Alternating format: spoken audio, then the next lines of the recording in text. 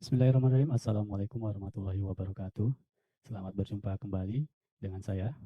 Di video kali ini saya akan memberikan sebuah video spesial karena kita sama-sama menghadapi pandemik Corona COVID-19 yang akhir-akhir ini sangat meresahkan kita semua.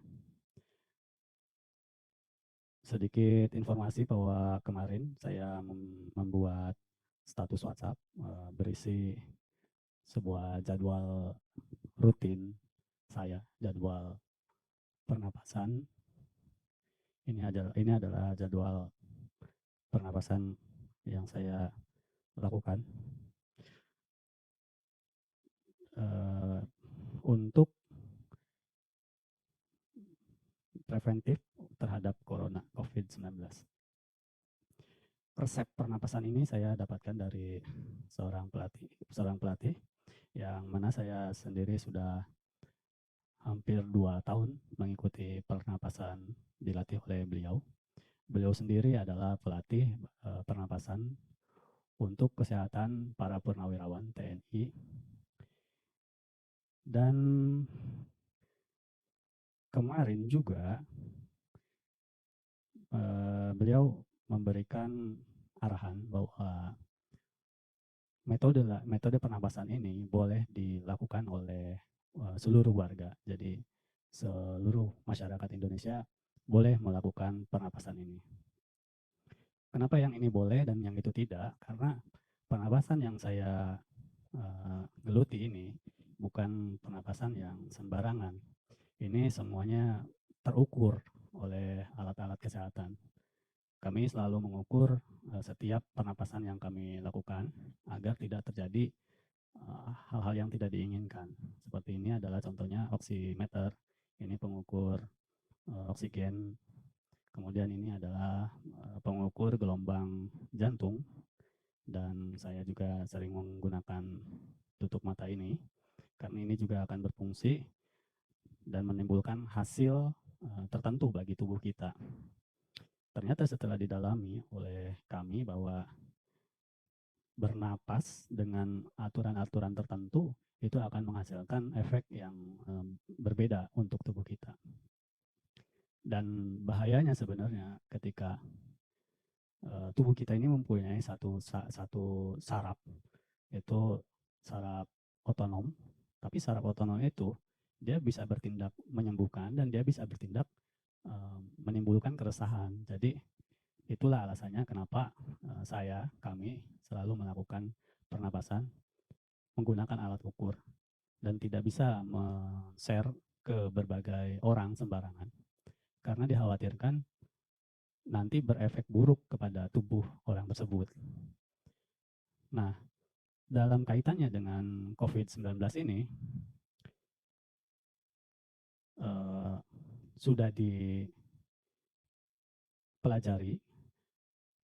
metodenya diukur, dan ini aman walaupun tanpa alat ukur-ukur seperti ini.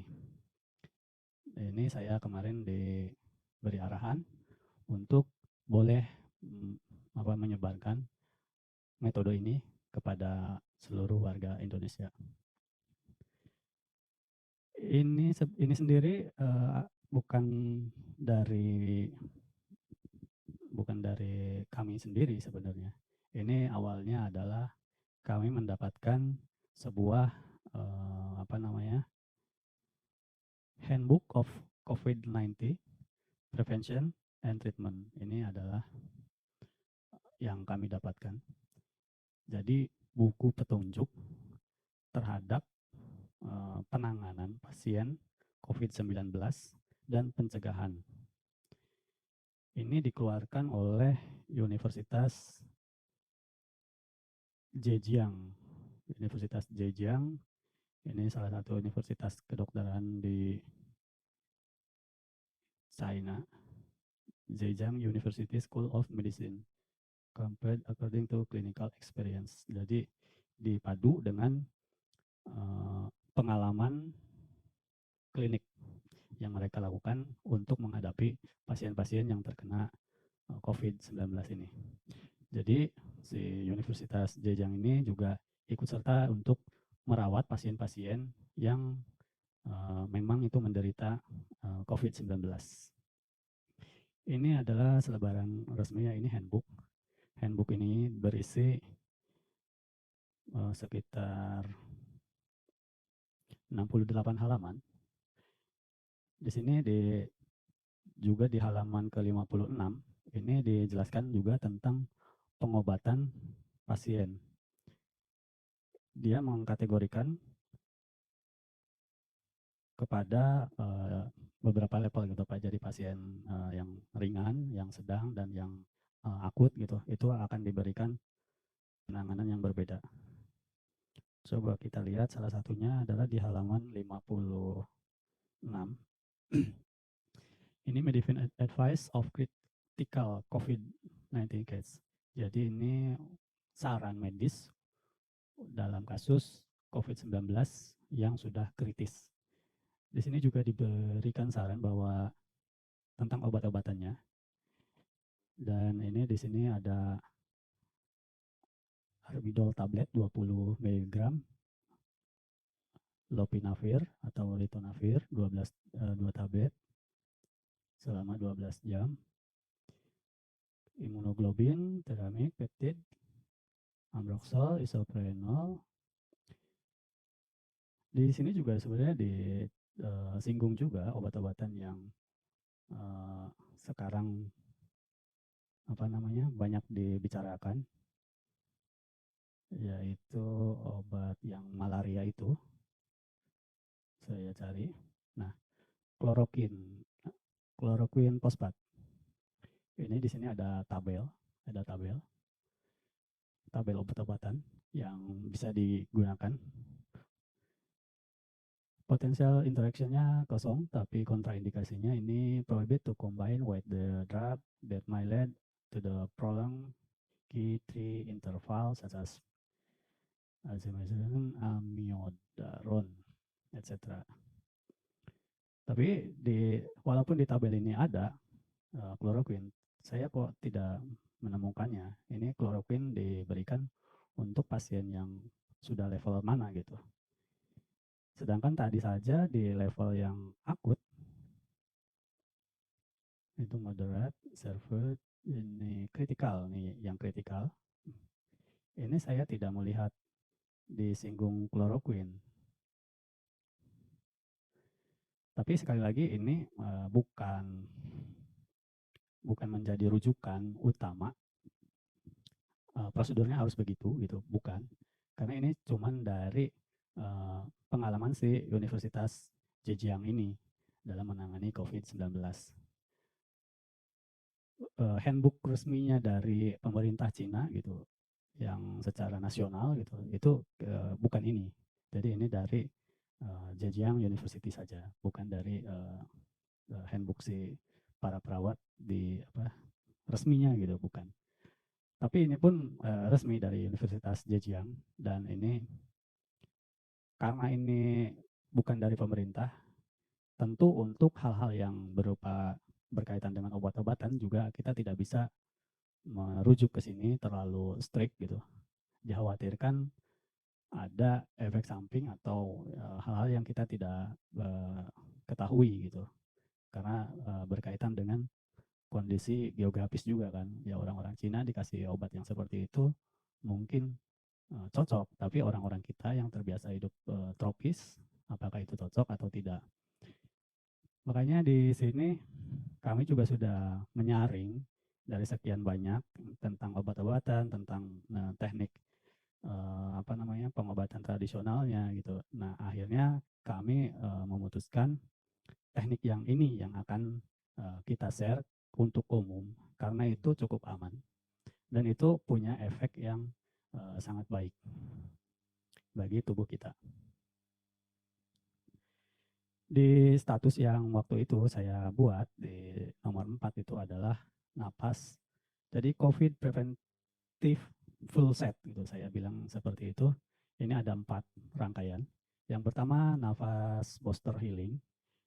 Yang kedua napas simpatik, yang ketiga napas pemantapan simpatik, yang keempat adalah napas booster nitric oxide. Nah, untuk yang 1, 2, 3 ini terlalu beresiko kalau tidak didampingi, karena dikhawatirkan akan terjadi hal-hal yang di luar kontrol. Maka dari itu yang nomor 4 saja yang bisa kita share untuk masyarakat, yaitu napas booster nitric oxide. Ini kalau full set, ini akan memakan waktu 82 menit sampai 97 menit. Tapi kalau untuk napas nitric oxide ini hanya memakan waktu 15 sampai 30 menit. Sebenarnya sih ini arahannya adalah untuk dilakukan 2 kali atau 3 kali sehari. Jadi ya kita kalikan saja 15. Kalau memang mau ngambil yang 15 menit ya berarti 15 menit pagi, 15 menit siang, 15 menit sore. Kalau mau yang 30 menitan ya 30 menit pagi, 30 menit siang, dan 30 menit sore. Itu cukup aman untuk pasien, untuk kita yang sedang melakukan upaya preventif gitu, pencegahan. Kalau memang sudah terjangkit, sudah sakit, itu sebaiknya jangan ngambil yang 15. Silakan ambil yang 30, repitasinya itu dinaikkan lagi menjadi 4 kali dalam sehari. Walaupun jadi bisa pagi, siang, sore, dan malam. Toh pada saat kondisi dia memang sudah sakit gitu, itu memang sudah tidak melakukan aktivitas apapun kan. Jadi dia bisa fokus untuk melakukan penyembuhan terhadap dirinya. Jadi berdasarkan jurnal handbook COVID-19 ini, ada satu zat yang bisa kita gunakan untuk mencegah dan menyembuhkan, harapannya menyembuhkan si pengidap COVID-19 ini, yaitu yang namanya nitric oxide. Nitric oxide sendiri sebenarnya adalah dia terletak di sini, di rongga hidung sini. Jadi di antara kelenjar sinus. Dia memang diciptakan di sini. Kenapa? Karena secara alamiah manusia akan bernapas lewat hidung. Nah, Tuhan sudah menjadikan desainnya di sini. Itu dia itu memang untuk mencegah virus masuk ke dalam tubuh kita. Memang dia akan virus itu memang akan masuk ke hidung kita. Tapi seraya si virus itu masuk, jadi melalui hidung, si nitric oxide itu pun lepas dari tempatnya, mengikuti peredaran pernapasan, dan selama perjalanan itu dia berkejar-kejaran dengan si virus itu dan akan berusaha untuk mematikan si virus-virus itu, sehingga setelah mati ya dia aman-aman saja walaupun virus itu ada di tubuh kita. Nah, kaitannya dengan COVID-19 ini pun sama. Si COVID-19 ini kan masuk ke tubuh kita, nanti dia karena dia virus, dia akan membelah diri itu untuk memperbanyak pasukannya lah istilahnya. Nah, diharapkan dengan nitric oxide ini diproduksi lebih banyak oleh tubuh kita. Jadi si virus ini diusahakan untuk tidak sampai membelah diri dan tidak menjadi banyak. Sehingga nanti tentu saja akan pulih kesehatan kita karena jumlah si virus dibanding nitric oxide akan lebih sedikit. Nitric oxide ini sebenarnya ada ini pernah dijadikan penanganan pada kasus SARS kalau nggak salah. Jadi pada kasus SARS itu juga COVID juga, SARS itu sekitar 87%, 87% tingkat penyembuhannya. Kemudian Ada lagi satu kasus yang saya lupa namanya, itu apa, flu burung atau apa gitu. Jadi tingkat keberhasilannya 99% dengan cara memaksimalkan potensi si nitric oxide ini. Nah, nitric oxide ini memang luar biasa karena apa namanya, bisa melawan virus, tapi sayangnya seiring waktu, seiring usia manusia itu produksi nitric oxide itu akan menurun. Jadi semakin ya waktu kecil kita banyak memproduksi nitric oxide-nya, terus nambah gede itu akan semakin menurun.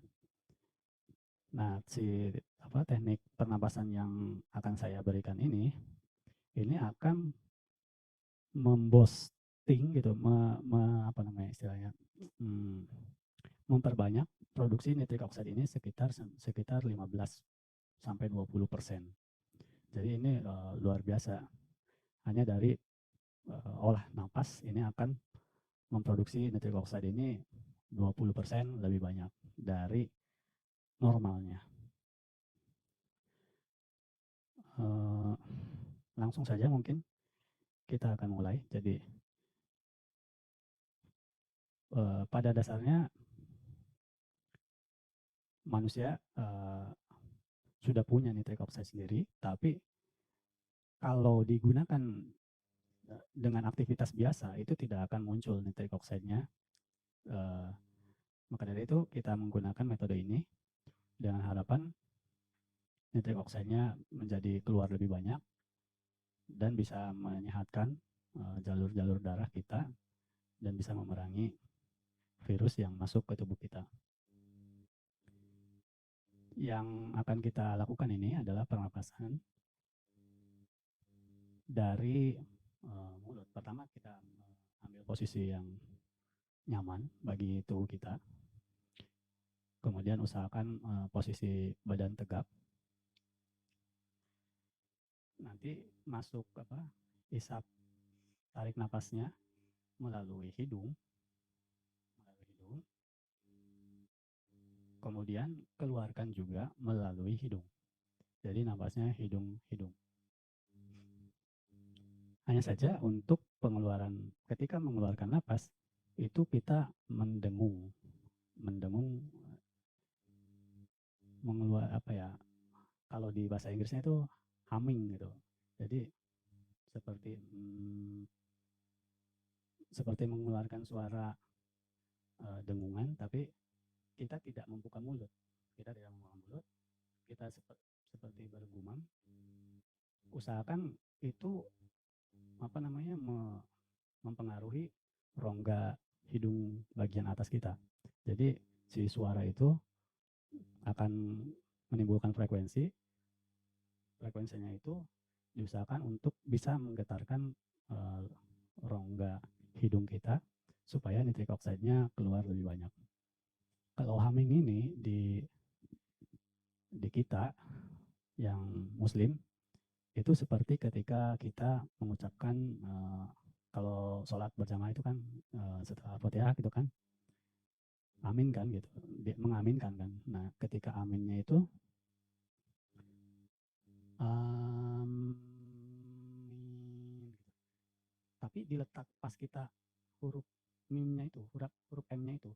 Jadi nah pas m-nya ini, pas mulut kita rapat ini, itulah humming gitu.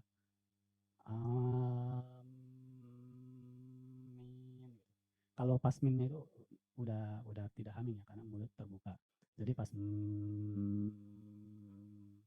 seperti itu. Itu maksudnya, itu yang dimaksud dengan humming. Ini sederhana dan insya Allah tanpa ada resiko.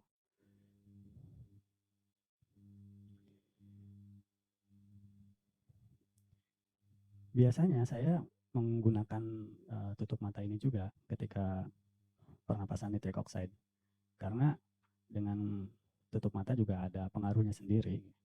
Tapi kali ini saya tidak menggunakan tutup mata. Kita akan contohkan yang ini, mempraktekkan singkatnya saja dulu. Nanti yang benerannya kita praktekkan kemudian.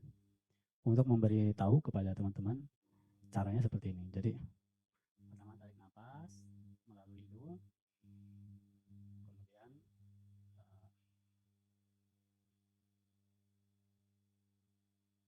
keluarkan nafas melalui hidung juga, tapi berdengung, humming seperti ini. Tutup mata.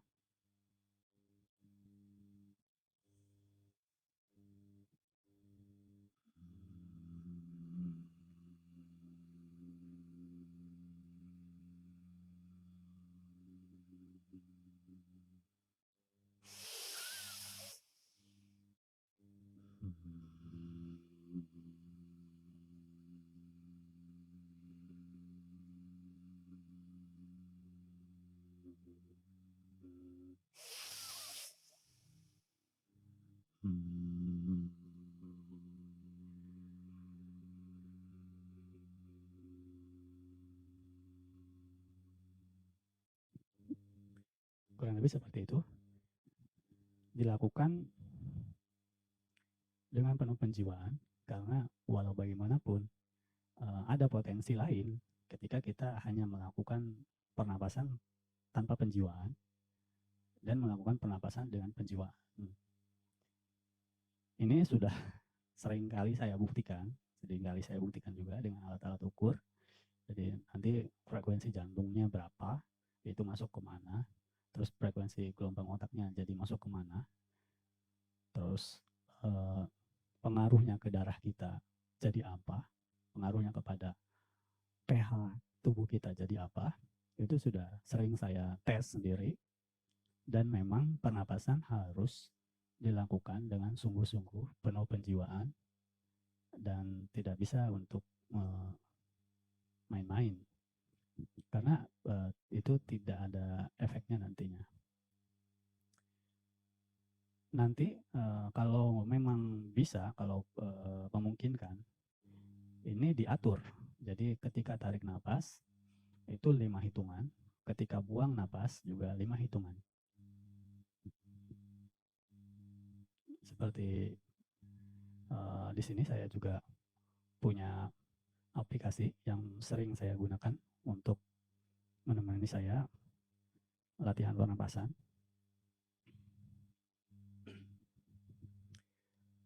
Karena ada pengaruhnya juga ketika kita tidak mengikuti ketukan dan ketika kita mengikuti ketukan. Untuk humming ini sendiri sebenarnya sudah banyak yang lain juga punya metode yang sama dalam pernapasan humming ini. Di yoga juga ada, di tai chi juga ada, di hampir setiap kebudayaan tradisional mempunyai hal ini. Tapi memang lebihnya orang barat itu memang dia lebih rinci dalam menulis, sehingga dia membuat jurnal-jurnal, membuat riset-riset terhadap apa yang kita lakukan puluhan tahun tanpa ada keterangan logisnya, dan mereka yang membuat literatur secara logis dan terukurnya. Oke, kita akan mulai. Ini untuk memperlihatkan. Oh ya, untuk humming sendiri, untuk mengeluarkan suaranya itu tidak perlu kencang-kencang, tidak perlu nyaring, karena itu malah frekuensi rendah lah yang akan dipakai untuk mengeluarkan nitric oxide dari kelenjar sinus kita. Jadi tidak percuma, tidak usah kencang-kencang sampai tetangga kedengaran, nggak usah, cukup kita sendiri saja. Kalau memang memungkinkan pakai tutup mata. Kalau misalnya memang tidak pakai tutup mata, boleh. Kalau memang mau juga bisa tutup telinga. Dengan tutup telinga ini, kita akan mendengarkan suara humming kita itu lebih terdengar. Jadi kita akan bisa mengukur apakah humming kita sudah benar atau belum. Mari kita coba humming.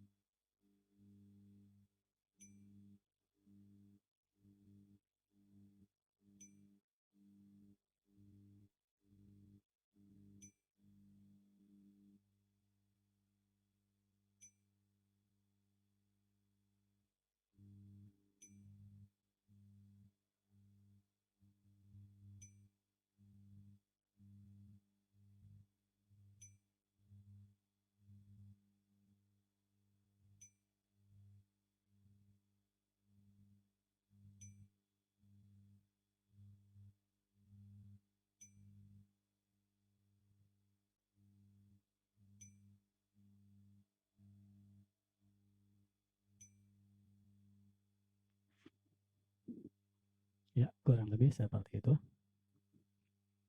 Itu dilakukan selama minimal 15 menit atau 30 menit. Silakan dipilih sesuai kemampuan dan dilakukan 3 kali sehari. Nanti setelah merasakan napas humming ini, mungkin akan terasa seperti yang baru habis bangun, pas mata kita terbuka, itu akan seperti orang baru bangun tidur. Itu normal. Makanya kita berikan saran menggunakan yang coba dulu lah 5 menit atau 10 menit. Itu coba dulu untuk awal-awal, testingnya dulu. Setelah itu terbiasa, setelah itu bukan terbiasa ya, setelah itu terasa, oh begini rasanya. Nah, baru latihan yang benarnya, yaitu 15 menit sampai 30 menit.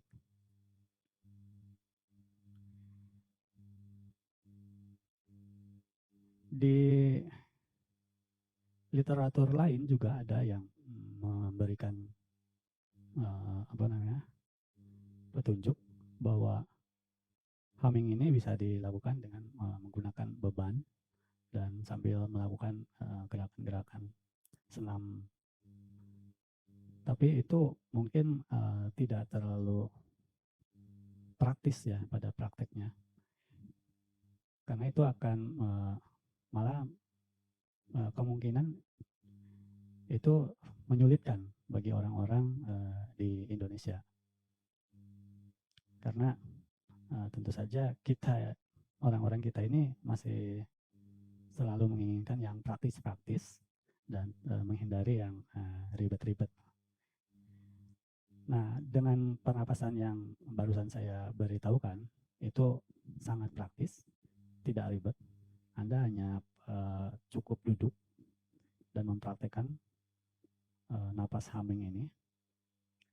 Napas humming ini walaupun terlihat sangat simple, tapi itu akan membuat si nitric oxide di dalam hidung kita keluar lebih banyak. Yang mana nitric oxide itu akan melawan virus dan harapannya bisa cepat menghadapi virus itu. Jangan sampai si virus itu terlanjur membelah diri dan jadi banyak. Oke, sekian dari saya kali ini. Mudah-mudahan ini bisa membantu di tengah situasi kita yang sama-sama mengalami keprihatinan bersama. Dipandang dari sudut manapun, hal ini tidak bisa kita abaikan dan kita tidak bisa terus-terusan berbantah-bantah. Yang perlu kita lakukan adalah usaha semaksimal mungkin agar kita kuat menghadapi virus. Ada juga karena virus ini cukup berbeda dari virus yang lainnya. Karena anehnya orang yang rutin olahraga pun secara logika kan tentu si antibodinya akan kuat terhadap virus, tapi kenyataannya mereka ya kena juga virus yang ini. Mudah-mudahan pernapasan yang sudah saya rangkum ini, karena memang ini pernapasan yang ditujukan untuk khusus mengeluarkan si nitric oxide, yang mana nitric oxide ini memang tugasnya untuk memberantas virus di dalam tubuh kita. Mudah-mudahan ini akan membantu masyarakat semuanya agar tetap sehat dan tidak sampai sakit terkena virus yang mewabah pada saat ini. Demikian video dari saya. Semoga semuanya bisa memahami dan bisa mempraktekkan, dan ini bermanfaat bagi semuanya. Terima kasih. Assalamualaikum warahmatullahi wabarakatuh.